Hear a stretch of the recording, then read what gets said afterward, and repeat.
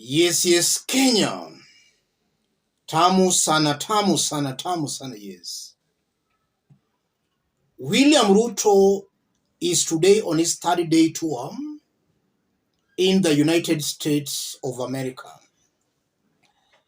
He spent about 2 days in Atlanta, Georgia, about 1,200 kilometers from New York. And it's important to mention that distance because the chartered plane from Abu Dhabi is still the one being used by William Ruto as it was the United States of America. And so far, if you look at what Ruto and his team achieved in Atlanta, Georgia, they have achieved nothing. In fact, they have achieved zero. If you look at the delegation that accompanied William Ruto to the United States of America, William Ruto had even to include comedians and some content creators in that delegation.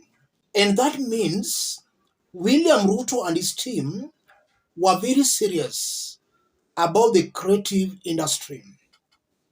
And that's why they visited Tyler Perry's studio in Atlanta, Georgia. Upon visiting that studio, Tyler Perry himself snubbed that meeting. And that in itself proved that he saw no need or seriousness in any collaboration with William Ruto or with this delegation. That's why he had to skip that event. So the kind of a collaboration William Ruto intended to achieve with some top producers and content creators in the United States of America, in my honest opinion, flopped. And then William Ruto also visited Coca-Cola headquarters in Atlanta, where, taking to his social media accounts, he had this to say. William Samoei Ruto, Kenya welcomes Coca-Cola's announcement to invest shillings 23 billion, 175 million US dollars over the next 5 years to expand its operations in the country. This is a milestone in the firm's presence in Kenya and Africa, a testimony that we must sustain our strong collaboration for us grow. In Atlanta, Georgia, toward the Coca-Cola company headquarters. And if you look at those photos, the only thing I suppose Ruto and his team achieved is that they were offered a bottle of Coca-Cola, nothing else. We all know that Coca-Cola is a multinational company, and a politician, and more so in some country in Africa, cannot just storm their offices to dictate to them on the kind of expansion they should engage in. Coca-Cola has been closing its branches in Kenya. What has William Ruto's government done that can entice Coca-Cola to open more branches now that many companies are running away from Kenya as a result of Ruto's punitive tax policies? Does it mean that Coca-Cola is not aware of what is happening in Kenya? I see that as another propaganda by William Ruto's team. I highly doubt Coca-Cola might be interested in opening new branches in Kenya with what is currently happening in the country. So if at all they made that promise to William Ruto, they might have just lied to him. But I'm seeing that as a propaganda meant to hoodwink Kenyans and more so William Ruto supporters.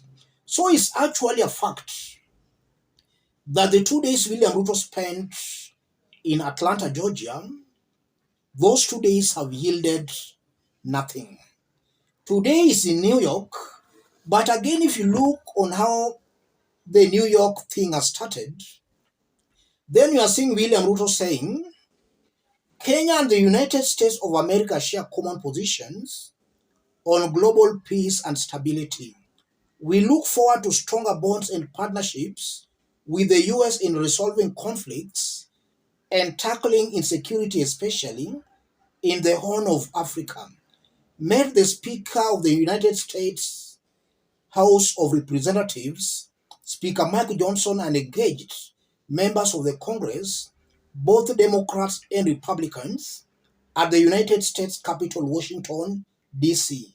Also held talks with the U.S. senators led by Majority Leader Senator Chuck Schumer and the Minority Leader Senator Mitch McConnell.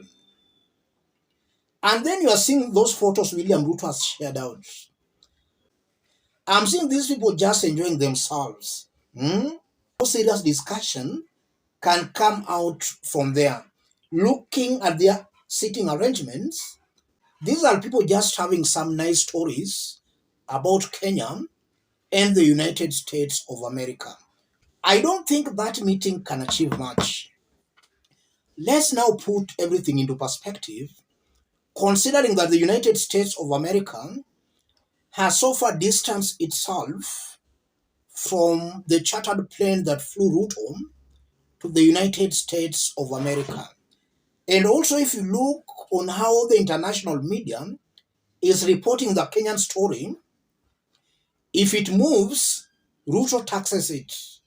Imagine hearing your president is flying around in a jet carrying 30 people, including a comedian, to the US.